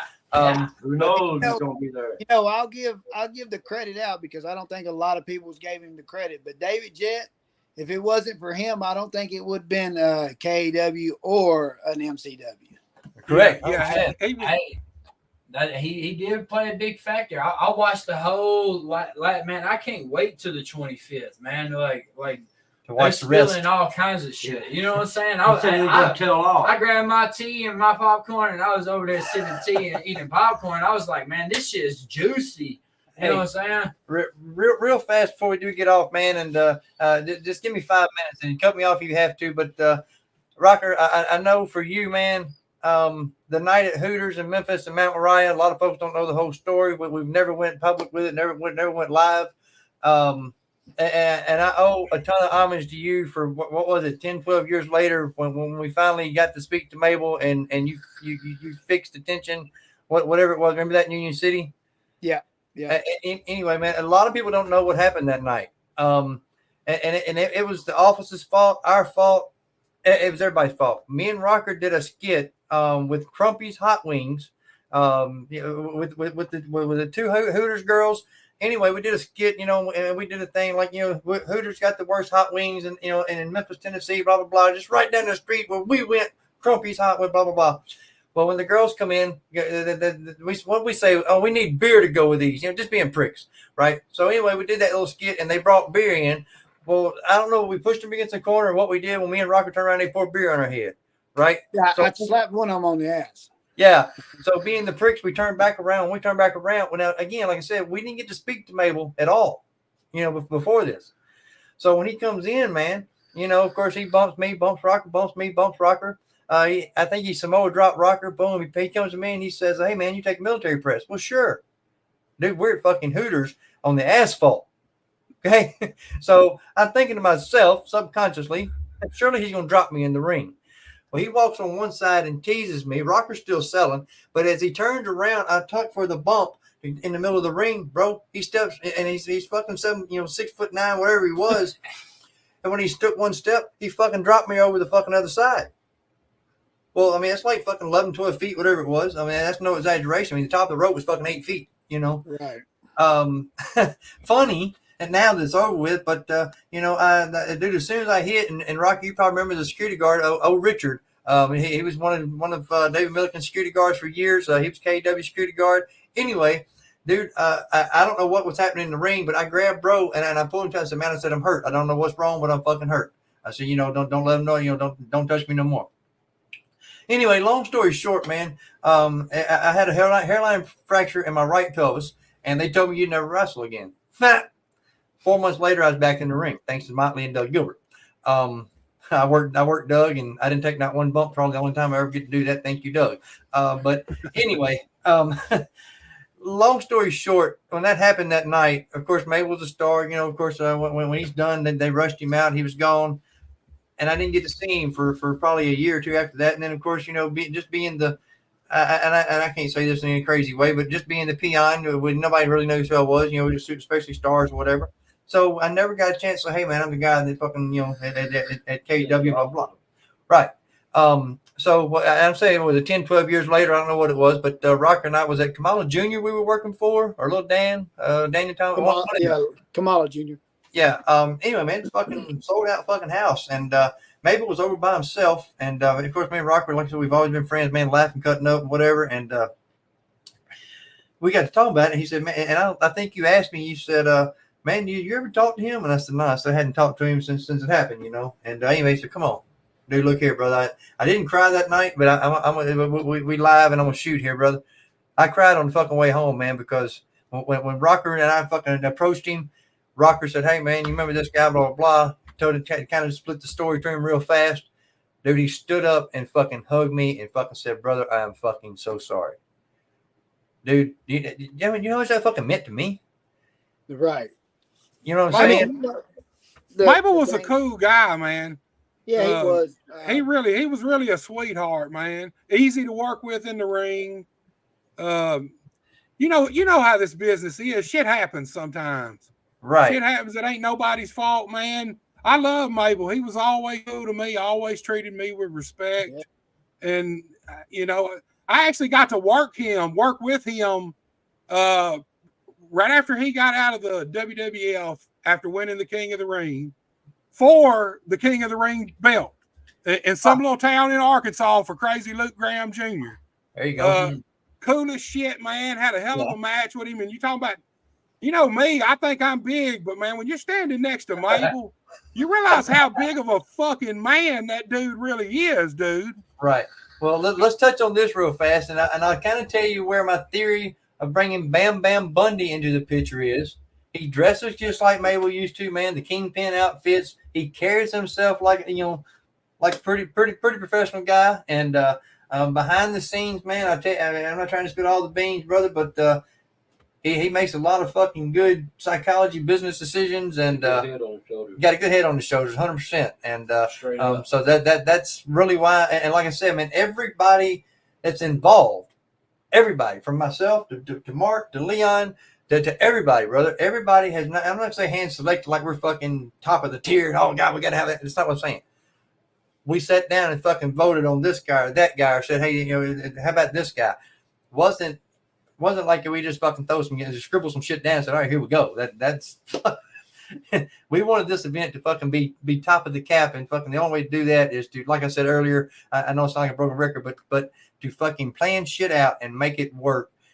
That's you got to have, and Bert, Bert worked himself literally to death trying to do it by himself because in his mind, he couldn't delegate anybody to do stuff. So he was afraid that if he did, it would all go to shit. And well, there they were.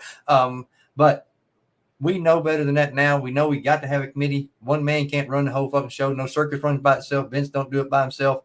You know, even when Memphis was fucking on top, they didn't do it by themselves. So, and like you said, you don't have friends, man. You got brothers, and That's right. it takes a brotherhood that we're going to try to grab and make PKAW successful with, and I believe we're on the right track, man. I mean, it is going to be super big, and man, I mean, the brotherhood has to stand. We have to start taking control. You know what I'm saying? Not only marketing these guys correctly, giving them the proper push and teaching them how to push PKAW on further than just 3 shows for a reunion tour. You know what I'm saying? It has to live on. You know what I'm saying? Everybody has to play their part. You know what I'm saying? And it's been selected wisely. You know what I'm saying? You know, everybody, like you said, you know, you're putting all this stuff together and you're trying to come up, man. If everything goes exactly like it is, we've already got the second show pretty much how we want it. We just got to get the next location. You know what I'm saying? So the second show, if this is a success, this determines how fast we come back. You know what I'm saying? And I'm not trying to let any cats out of the bag, but we may do one off the record because KAW would not be KAW because we kind of ended on the prison note. And I know some inside people really, really, really, really well. And that proposal has been shot as well. So, guys, I wouldn't and like one of the teasers say, I wouldn't tell you no lies if it wasn't already written on paper. Well, I'll tell you this, dude. If we're going to a women's prison, I'm in. If we're going to a men's prison, I'm out, dude. It's simple as that, man. Look, guys. Ain't no women there but the administrators, brother. Look, guys, I've had a fucking blast, man. This has been I've enjoyed this show. This time's fucking flew by. We've almost went 2 hours again. Now, look, October 24th, it's a Tuesday. Y'all coming back, and we're going to do the final update and the final plug show for the October 26th Slide Ride Rodeo Arena show. All right. So, man, I appreciate all y'all rocker. Man, you know, dude, every time I've asked you, you've done whatever you've done for me. Look, this is one of the guys. A while back, I was doing a bullying show with MCW, and he's one of the guys that I asked would he cut me a promo for this little girl. Did it without any question. DJ Fury the same way. But you wouldn't believe the guys that I asked that told me they would and never did. Bro, hey, there was a few that told us they would come and help out, and they never did. And you know, when I put it out there and asked for help, nobody jumped on board. But now that all this, you know, except a select few, but now that it's really in motion, you know, everybody's trying to jump on the train, which I want everybody to have a part of it. But we can, like you said, we're selecting the right ones, and really and truthfully, you know, I'm looking to carry 5-6 PKAW people that we can push, and then we can bring in other people to work our select few. You know what I'm saying? And you know, and whether it be KAW stars coming in wrestling these guys, or if we pull people from out of state, you know what I'm saying? So there's so many options we got once we wrap up the tour, man. And man, I want to. I mean, a big thing. I'm not even going to say nothing because I'm going to keep that on the down low until we get it in the works. That way, nobody else can say they fucking did it first. Right, 100%. And that's real shit because people are slimy like that. You know what I'm saying? You'll invest in a show, do all this work, start pumping out these flyers, and then a motherfucker try to come run in the same city 2 days after you. That's some bogus shit. You know what I'm saying? That's the shit we got to stop. You know what I'm saying? So, dude, that's the fucking wrestling business in a nutshell, man. That's why we have to stand united and stop doing that shit. You know what I'm saying? That's why I'm locking down a territory. That's why I say if we run in this and you want to come compete, guess what? We coming to your city. It's just a matter of time. You know what I'm saying? And that's just how we're gonna roll with it. You know what I'm saying? And we'll compete. The difference in 90% and 10% of the promoters in the area and the business. This is big. This is big. Y'all listen up. They can tend to want to run wrestling shows and be comfortable drawing 50 to 100 people. Guys, I'm a broke motherfucker and I can't do that. Okay, if we don't have 300, 400, 500 folks, I don't want to do it. You know what I mean? But with that being said, it takes planning, preparation. You know, until you get the motor, and not just social media advertising. Bro, we've been to 100 businesses. We shook hands with people we have no clue about. We went to public events, you know, in the city park just to fucking hang out and say, hey, you know. We got an event coming up October 14th to cover the PKAW. You guys are going to go out and do this benefit thing, man. It has nothing to do. We'll be out there taking pictures and all kind of shit with people over in Lexington. And man, and you know, we're just there to help out. But man, you know, that's getting us out there. Every step like that helps. If we can have 15, 20 of them people that come to that rally that's going to be beneficial thing, and 15, 20 of those come to our show, you know what I'm saying? That's only 2 weeks later, you know what I'm saying? It was super beneficial for us. No charge, no nothing. We're just trying to help out the cause and put us on the map in the correct way. You know what I'm saying? We're not opposed to helping anybody out. You know what I'm saying? We if there's a cause and people need money and they call on us, we stepping up. You know what I'm saying? We're not going to back down from anybody that needs help. So you know what I'm saying? We are PKAW and we're doing the KAW bar thing, but don't get it twisted like we won't step out there and help somebody. You know what I'm saying? Because we will. You know what I'm saying? That's why the four that are chosen for the office are who they are. You know what I'm saying? And that's why they are who they are for a reason. 100%. And let me say this real fast before we wrap up, Hellraiser. We will be putting out a ticker tomorrow on how to get advanced tickets and all that good stuff. We showed the ticket earlier. They are ready to distribute, man. So before if you want to get people who are watching live right now, if you want advanced tickets, your chance at some of the first shots, because I'm telling you, there's only a stack of them, and there's only a handful of VIPs. So when they start moving, yeah, get them before they're gone. But like I said, man, I put that out there. And just if anybody wants it, feel free to inbox Hellraiser, myself, PK Ripper, Mark Taylor, Bam Bam Bundy, any of us, man, and we'll get you some advanced tickets, you know, as fast as we can. All right, guys, it's been a hell of a show, man. Like I said, I appreciate all you guys, Rocker. Dude, I love you. I appreciate everything you do for me. Much love, Rocker. Yep. Rocker, you take it easy, my brother. You have a good night. Man. You guys keep hammering it out and let's have fun. Yes, sir. Yeah, bro. All right, guys, hell of a show. I appreciate you guys for coming on, man. I'm looking forward to this thing, man. I think it's going to be a big deal. The tickets are out there, like you just said, limited amount. People need to get them while they can, get them fast. And we will be back Tuesday, October 24th at 7 p.m. for the final update before the show on the 26th, guys. Yes, sir, my friend. Slide and ride, don't miss it. On that day, I think we'll reveal who I'm going to work. Yes. Sounds if you good. notice, we haven't done no kind of promotion on me yet, and none of that.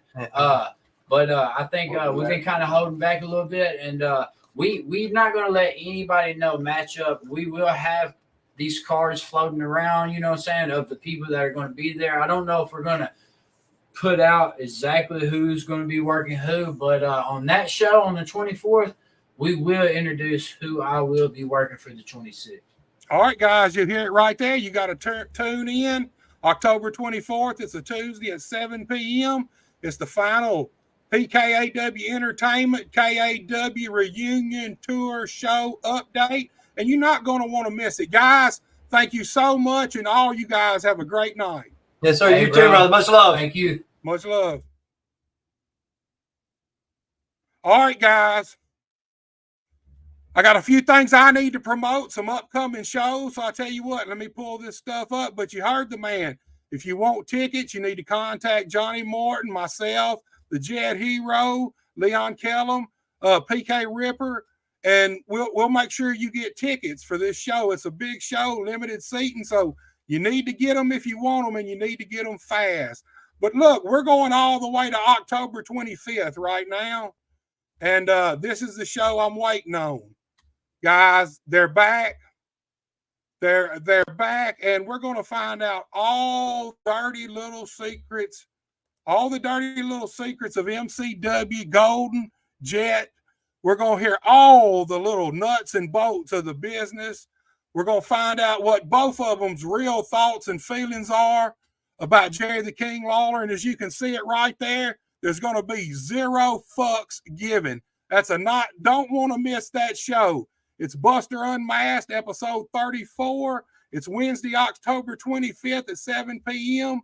MCW, Terry Golden, David Jets, 0 fucks given. Don't miss it. All right, guys, we're going to move right on to the 18th. I hadn't got a flyer made up for the last KAW show update, PKAW Entertainment, but we're going to move on to the 18th. And this is another one. This is Wednesday, October 18th. I've got the one and only Serpent from MCW in Osceola, Arkansas. That's Mid-Southern Championship Wrestling. As you can see, he feels like he's a wanted man. So that's another one you do not want to miss. It's Buster Unmasked, episode 33. Wednesday, October 18th at 7 p.m. Do not miss it. There's no telling what me and Serpent, Harry, are going to talk about and who's going to come up. We just don't know. He's a wanted man, and we're going to find out why. All right, guys, I got a couple more I need to promote. Let me get them pulled up here. Y'all know I ain't no computer genius, so just bear with me, and I'll let y'all get out of here. All right, guys, this one here is it's a pop-up event. It's a Buster Unmasked pop-up event, and it's on Thursday, October 12th at 7 p.m., and we're going to be talking all things Premier Pro Wrestling. Premier Pro Wrestling is going to be at the Dyer Fire Department in Dyer, Tennessee on Friday, October 13th with another big show. We're going to run through the matchups. We're going to talk to the powers that be there, and we're going to talk all things Premier Pro Wrestling. So that's another one you don't want to miss, and this is a special pop-up event. Thursday, October 12th, 7 p.m. Do not miss it. All right, guys, I got one more to promote, and then I'm going to let you guys get out of here, and I appreciate everybody who stuck with us and watched and sent comments in and all that, man. It was a blast. This one right here, guys, this one's one I'm really looking forward to. This one's one that I'm really, really looking forward to. Look, we're going to have the owner of Liberty Pro Women's Wrestling, Mr. Thomas D. Bruff. And we're going to find out all about Thomas's journey through the wrestling business. And we're also going to find out what custom pro wrestling is all about. We're going to find out what it is, how it works.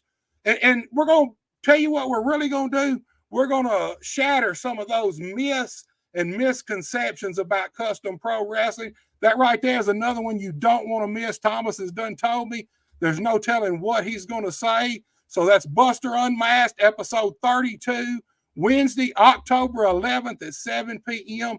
Do not miss it. All right, guys, I'm going to run this KAW teaser for you one more time, and then we're going to get out of here. Let me see this last comments from Stonewall McGraw. Great show. Thanks for doing what y'all are doing. Thank you, Stonewall. I appreciate it. All the guys appreciate it. Thank you for watching, man, and interacting. And I tell you what, we're going to hit this KAW teaser one more time, and then we're out of here, guys. The time is near, the time is almost here, ladies and gentlemen, wrestling fans abroad. PKAW brings KAW reunion tour to the Slide and Ride Rodeo Arena. We've come see all the PKAW stars and a lot of the original KAW stars. The fabulous Chris Rocker, Danny B, BB, Dave, J. Fury, Logan Blake, and Bam Bam Bundy. The only way to see it is to be there. Guys, you seen it right there. The big KAW reunion show presented by PKAW Entertainment, October 26th, Slide and Ride Rodeo Arena. The tickets are going to go fast, so you need to get them while you can. If you want them, contact Johnny Morton, contact Leon Kellum, contact PK Ripper, or contact me and I'll get you in touch with these guys. You want to get your tickets fast. Eric J., I appreciate you, my brother, for watching. I appreciate all your support, and I always do, man. Thank you for watching. And guys, thank all of y'all for watching, sticking with us, interacting with us. And don't forget, next Wednesday night, we're going to be back with Thomas DeBruff, and we're going to find out all about custom pro women's wrestling. Don't miss it, guys. Y'all take it easy.